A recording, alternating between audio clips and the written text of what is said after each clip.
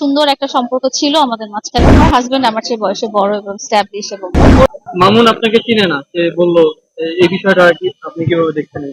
চিনতে পারার কথা না আসলে। যখন কারো মধ্যে একটা দ্বন্দ্ব হয়ে যায় তখন আমরা পরিচিত মানুষকেও চিনতে পারি না। তো চিনতে পারার কথা না আমার। উনি যদি চিনতে চাইতেন তাহলে সুন্দর একটা সম্পর্ক ছিল আমাদের মাঝখানে, সেই সম্পর্কটা উনি কন্টিনিউ করতেন। যেহেতু উনি উদ্দেশ্য প্রণোদিত ভাবে আমার জীবনে এসেছিলেন এবং উদ্দেশ্য হাসিল হয়ে যাওয়ার পরেই চলে গেছেন, তো চলে যাওয়ার পরে আমাকে আসলে আর তার মনে রাখার দরকার নেই। যারা আসলে স্বার্থের জন্য কোনো সম্পর্ক করে, যারা প্রতারণার জন্য কোনো সম্পর্ক করে, তাদের কাছে ওই লাইফটা ফেলে নতুন একটা জায়গায় আসলে চলে যেতে হয় তাদের। কারণ কি, তারা এইভাবেই আগায়, তাদের জীবনটা এভাবেই চলে, তারা এভাবেই ইনকাম করে, তারা এভাবেই তাদের জীবনটা সামনের দিকে এগিয়ে নিয়ে যায়। আমি ক্ষমা করতে পছন্দ করি এবং মানুষকে আমি শুধরাতে, যদি তারা সুযোগ চায় শুধরানোর জন্য, সেটা একটা মানুষ হিসেবে আমার মনে হয় এটা একটা দায়িত্ব।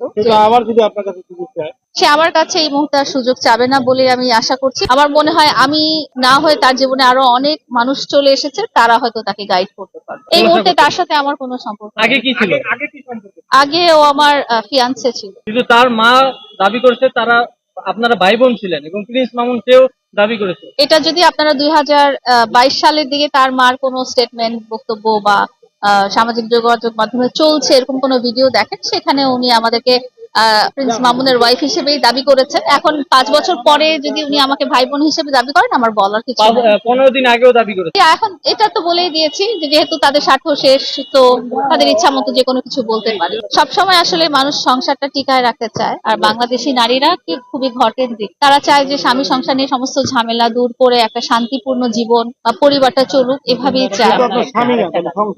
তার সাথে আমার বিয়ের কথাবার্তা চূড়ান্ত হয়েছিল পারিবারিক ভাবে। এটা নিয়ে আমাদের একটা ডিসপিউট আছে, মামলা হয়েছে এটা নিয়ে যে আমার সাথে একটা প্রতারণা করা হয়েছে। আসলে আমার কাছে তো উনি আমার জীবন সঙ্গীর মতো। ওর সাথে আমার একটা পারিবারিক ভাবে সম্পর্কিত হয়েছিলাম, বাট এটাতে যে এটাই আমি বলছি যে এটাতে একটা আইনগত সমস্যা হয়েছে, বিকজ ও প্রতারণা করেছিল আমার সাথে, বিয়ে নিয়ে প্রতারণা করেছিল।